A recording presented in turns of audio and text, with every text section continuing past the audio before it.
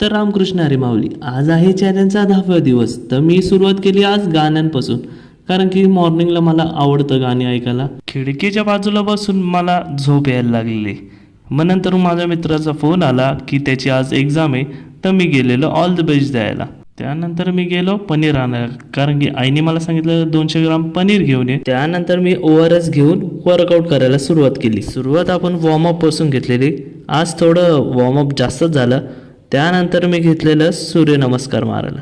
सूर्यनमस्कार आज केले 25, त्यानंतर डिप्स केले 20. तरी आज मी कसं बसं प्रयत्न केला, कारण की सिटअप्स जात नव्हते. मी प्रयत्न करून 30पर्यंत आणलं. हे मला खूप भारी वाटलं. आज पुन्हा एकदा मी सूर्यनमस्कार मारायला घेतलं. त्यानंतर मी घेतलं मेडिटेशन करायला, कारण की 15 मिनटं मेडिटेशन हे प्रत्येकाने केलं पाहिजे. त्यानंतर मी घेतलं फ्रूट्स खायला.